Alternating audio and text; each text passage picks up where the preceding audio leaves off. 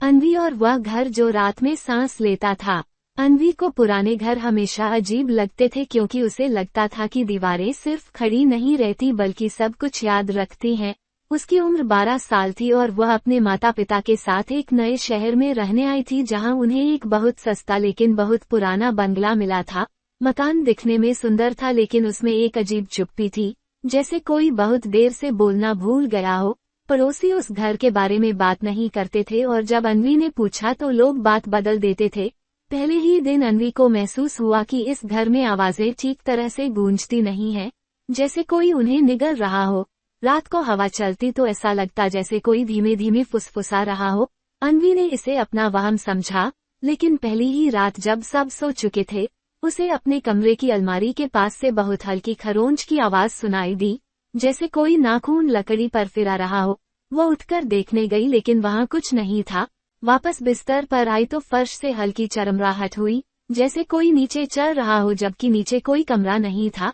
अन्वी का दिल तेज धड़कने लगा लेकिन उसने खुद को समझाया कि नया घर है, अजीब आवाजें होती हैं। तभी उसे महसूस हुआ कि कमरे का तापमान अचानक ठंडा हो गया है, इतना ठंडा कि उसकी सांस दिखाई देने लगी। और तभी उसने देखा कि उसके सामने वाली दीवार पर एक गीला सा निशान बन रहा है, जैसे कोई अंदर से सांस ले रहा हो और दीवार धुंधला रही हो। वो निशान धीरे धीरे हाथ के आकार का बनने लगा।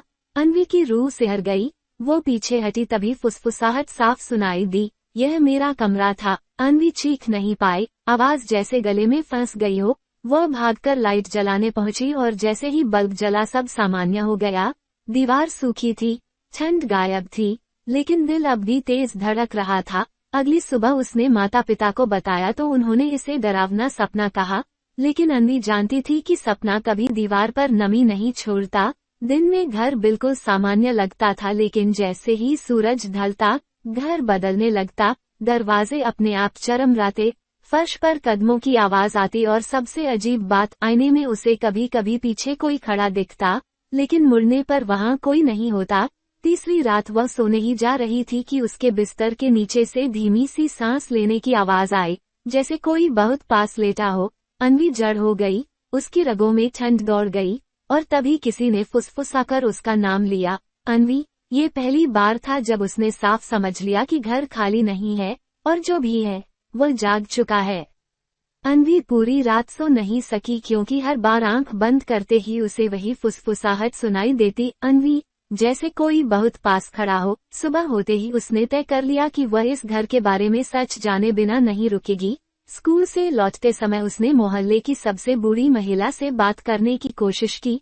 पहले तो वह टालने लगी लेकिन जब अन्वी ने उस घर का नाम लिया तो उसके चेहरे का रंग उड़ गया।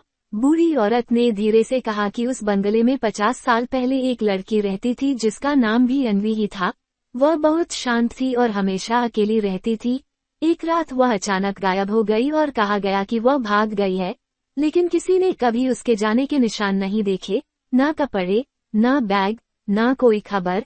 उसके माता पिता कुछ महीनों बाद घर छोड़कर चले गए और तब से वह बंगला खाली पड़ा रहा। ये सुनकर अन्वी की रीढ़ में सिहरन दौड़ गई क्योंकि नाम का मेल संयोग से ज्यादा लग रहा था। उसी शाम जब घर में अंधेरा फैलने लगा तो अन्वी को फिर वही ठंड महसूस हुई। आईने में पीछे कोई आकृति खड़ी दिखी, इस बार धुंधली नहीं बल्कि साफ एक लड़की जिसकी आंखें उदास थीं और कपड़े पुराने जमाने के थे। अन्वी मुड़ी तो कमरा खाली था लेकिन आईने पर धुंध से उंगलियों के निशान उभर आए थे, जैसे कोई कांच के अंदर से छू रहा हो। तभी फुसफुसाहट फिर आई, मुझे सुना नहीं गया। अन्वी का डर अब जिज्ञासा में बदलने लगा क्योंकि उसे एहसास हुआ कि यह आत्मा डराने नहीं बल्कि कुछ बताने की कोशिश कर रही है।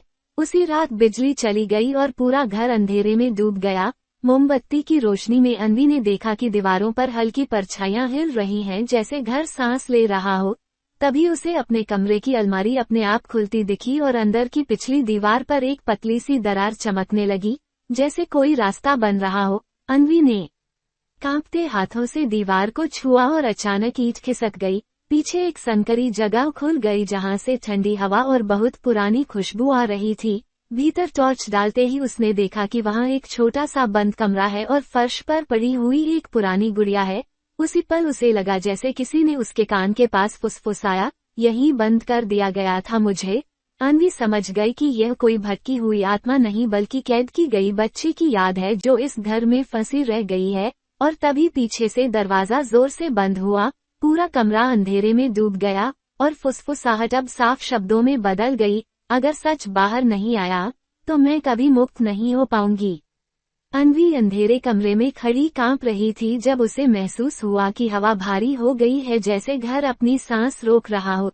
तभी उसके सामने धुंध से वही लड़की उभरी जिसकी आंखों में डर नहीं बल्कि गहरा दुख था, और उसने बिना आवाज के कहा कि उसे भागने नहीं दिया गया था बल्कि इस घर में छुपा दिया गया था, क्योंकि उसने एक भयानक सच देख लिया था। अन्वी के सामने दीवारों पर दृश्य उभरने लगे जैसे पुरानी फिल्म चल रही हो। उसने देखा कि बरसों पहले वही लड़की रात में अपने माता पिता और एक अजनबी आदमी को किसी बड़े संदूक को घसीटते देखती है। उसने पुलिस को बताने की धमकी दी थी। डर के मारे उसे उसी गुप्त कमरे में बंद कर दिया गया था और किसी को पता नहीं चला क्योंकि उसे भाग गई कहा गया। लड़की की आत्मा इसलिए फंसी थी क्योंकि उसका सच कभी सामने नहीं आया था। अन्वी ने कांपते दिल से कहा कि वो सबको बताएगी। तभी कमरे का दरवाजा अपने आप खुल गया और ठंडी हवा के साथ घर की घुटन हल्की होने लगी। अगले दिन अन्वी ने अपने माता पिता को सब बताया। पहले वे नहीं माने, लेकिन जब दीवार के पीछे का कमरा मिला तो पुलिस को बुलाया गया।